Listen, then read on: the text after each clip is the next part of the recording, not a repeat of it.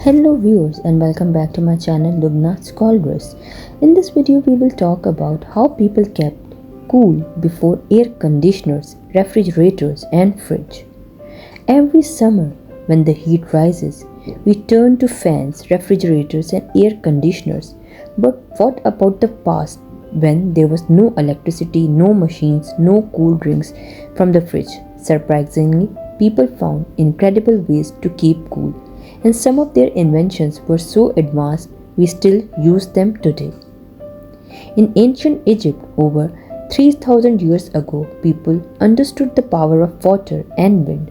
They hung wet reeds or cloth in doorways and windows. As hot air blew through, it cooled, creating the world's earliest form of evaporative air conditioning. Clay jars called zeer pots kept drinking water cool thanks to their porous walls that allowed slow evaporation. Now let's move to ancient Persia where the heat was extreme, yet the Persians built ingenious structures called badgets or wind catchers. These tall towers caught even the faintest desert winds and funneled into homes. Many were connected to underground canals called canals, where cool water helped chill the air even further.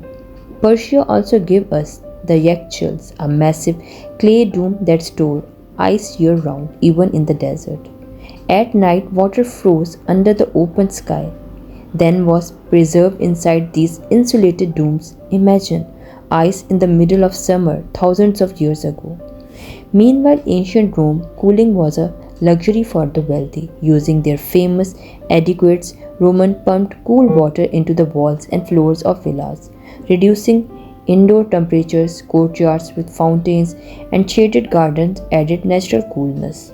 And in South Asia, rulers of India built palaces designed to beat the heat. Mughal emperor used jalis, beautifully carved stone screens that filtered sunlight and allowed breezes to pass through. Courtyards were filled with fountains while servants waved large cloth fans known as pankhas to circulate air. Some places even had canals of running water flowing through floors to create a cooling effect. Now we'll talk about some facts, layers of science and surprises. Clay pots can keep water 10 to 15 centigrade cooler than the surrounding air. A Persian wind catcher could lower indoor temperature by as much as 20 degrees centigrade.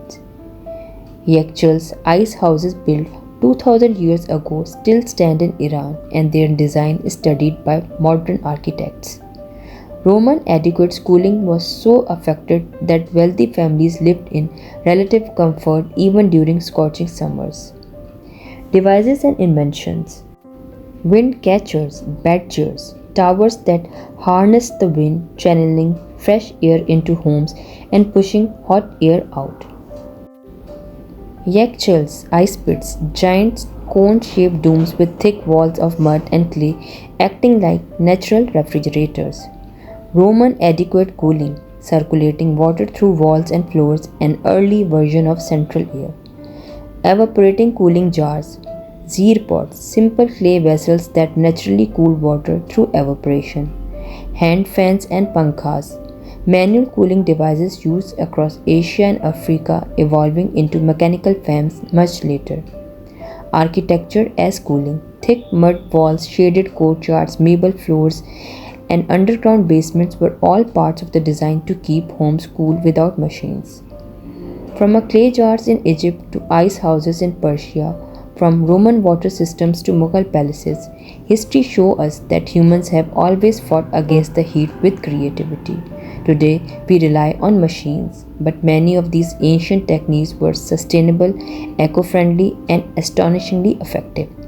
So the next time you cool off with your air conditioner, remember you are enjoying a comfort people have cached for thousands of years, and their inventions paved the way for the technology we depend on today. Which ancient cooling method impressed you the most? Comment below.